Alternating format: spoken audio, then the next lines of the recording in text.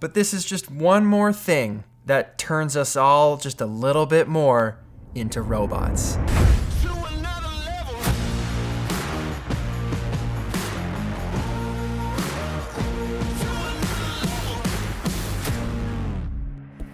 What's up everybody, Peter McKinnon here. Welcome back to yet another video discussing Lightroom. Recently, Adobe made some changes. You may have seen this screen or this screen. When you log into your Lightroom, there's some things that are absolutely magical. But I've got a few schools of thoughts on these before I show you how they work. So first, the most popular probably being the new auto mask tool. A new feature called subject mask, which basically auto selects a subject for you and masks it out literally without you having to do anything. So if you've got a subject of any kind, maybe it's product photography, maybe it's a portrait. Typically, if you wanted to just manipulate that subject alone and leave the background, you would have to select that subject, create a layer mask or a mask of some sort so that all your edits are locally applied just to what you selected. Masking is hard. It's always been hard until recently. It's not hard anymore. Okay, so when you fire up Lightroom, you are looking at your typical stuff. You got all your presets here. They've got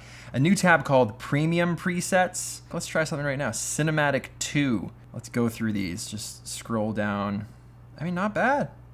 Some of these look pretty good. Those look pretty cinematic. Landscape. Pretty light, which is good. I like a light preset because then you can kind of work from there. It's more like a base. And then you got your recommended for different types of editing. You've got subtle editing, strong editing. If you like a dark and contrasty style, like look at that. This is just taking the entire process from you and just saying, here's what we think might look good. And if that's your thing, there's nothing wrong with that. That looks cool. And you can actually see all the settings on the right change as you hover over that to see exactly how they got to this. I think if you're new to editing and you don't really know what's what, this is a great way to just kind of sift through things and find what your style is. Seeing the different types of black and white edits available on a photo is super cool as well. I'd love to actually just make a full video on black and white because like look at all these options.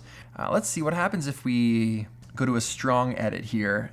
I think you can hit more like this. Gives you more edits that are similar to that style. I mean, they all look pretty good. Some of them, the shadows are lifted too high, but that's cool. Then you can go over to your presets, and we're gonna use my V4s because why wouldn't I? And we're gonna try a couple things here. So let's check this out. So the subject right now might be a little too dark. So the new mask is this little circle here. When you click on it, it opens up a new window, a new tab with a lot of different options. Color range, luminance range, radial gradient, linear gradient. Those are the things we're used to. But if we wanted to just select me, you would have to paint me out or cut me out with a pen tool or something like that in the past. But now you don't have to cut anything out. You are literally just select subject.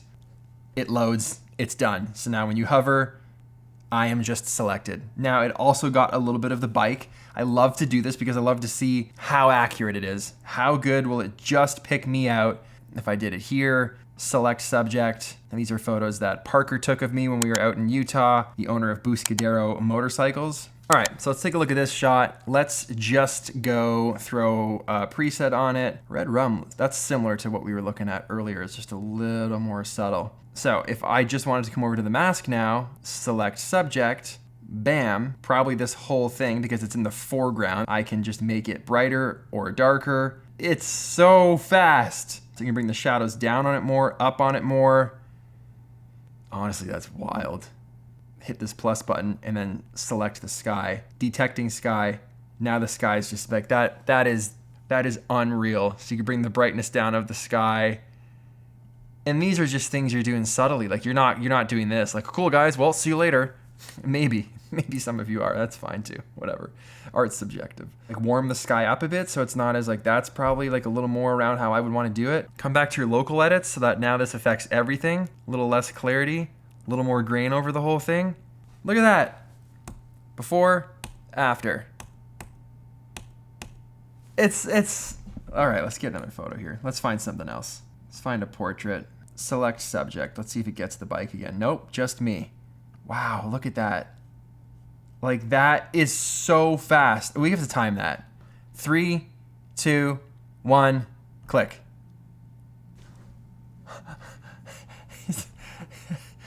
What? Can you invert this? And oh, Wow. So you can select a subject and then literally invert everything to just affect the brightness and darkness around it. Less contrast, maybe you want it brighter, maybe you want it darker.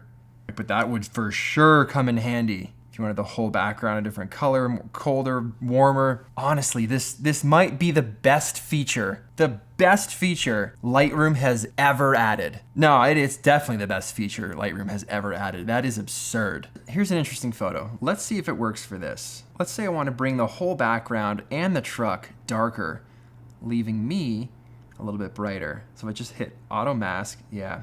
So it pulls a lot of the truck with it.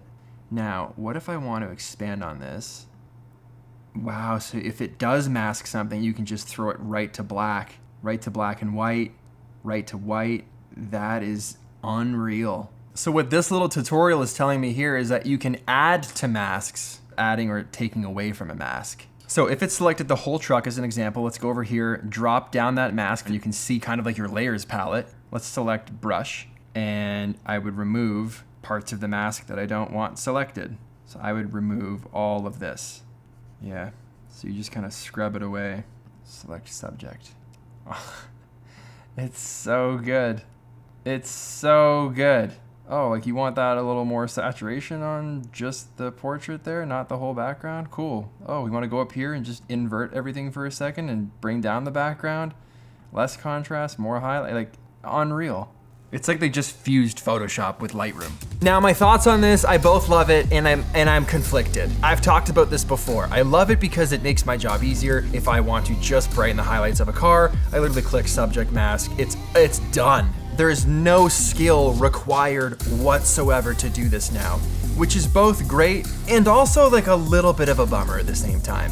It's great because anyone can do it. I love when things are just made super accessible and there's less hurdles to jump through when you're trying to just get what's in your mind and make it real. But it also takes some of the skill away, which I feel sometimes can diminish the art of photography and the art of what it is that we do, where it's just so easy that it's not even impressive anymore. Styles are less and less unique because things are just so automated with presets and easy subject masking, and literally there's nothing else to it. A couple clicks of the mouse and you're a professional photographer. Now, albeit you still need a good eye. You still need to know composition. It's like being a musician. You still have to have rhythm. You can pick up some drumsticks, but you might not be able to hit the drums with any type of rhythm at all. You need to have that in you to be able to lay down a beat, follow time signatures, read tabs, play along with the live band. Those things are still required. You've got drum machines, you've got drum pads. Sure, that's kind of like a parallel universe. So with photography, like yes, you can just have a photo that you snapped on your iPhone, done in portrait mode. You've got depth of field. You didn't have to buy any lenses or mirrorless cameras, and you throw a preset on it, you subject mask something, and suddenly you are an award-winning photographer. You are snapping bangers. But there's still a lot of skill involved to make it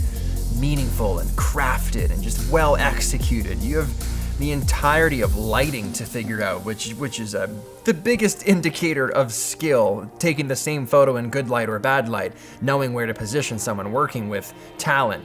All those things still apply. But this is just one more thing that turns us all just a little bit more into robots.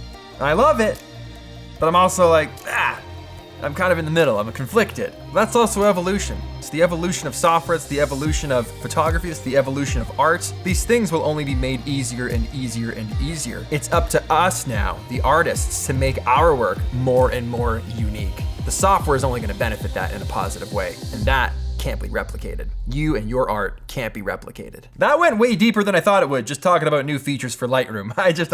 I'm sorry, I can't help myself. But where I am excited about these new features is when it comes to workflow, when it comes to working with clients, paid professional clients, where I have to batch edit tons of photos of the same shoot, where I gotta mask the same subjects out over and over and over, where I might have had 10 perfect selects that would have been great for presentation to the client. I might have just made that 5 selects because I don't personally want to go through and individually painstakingly mask out with the pen tool or with whatever. I don't want to do that for 20 photos. But with this tool now, it's a single click of the mouse and I can do the exact same thing. If I had to decide, I'm more excited for it than not. Because let's be honest, I'm going to be using this all the time. I hope you have fun with it. I hope you use it because it is a deadly deadly feature. That's it for me. Hit the like button if you like this video. Smash it if that's something that you're into, 2021 style.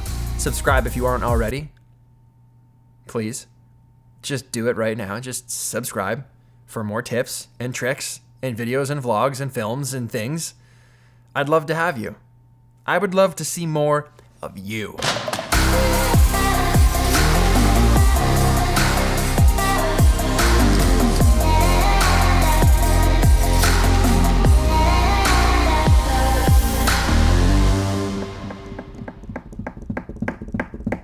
I love editing photos. Like, I really, really I just love photos. Everything about photos. I love printing photos recently. Oh man, wait till you see.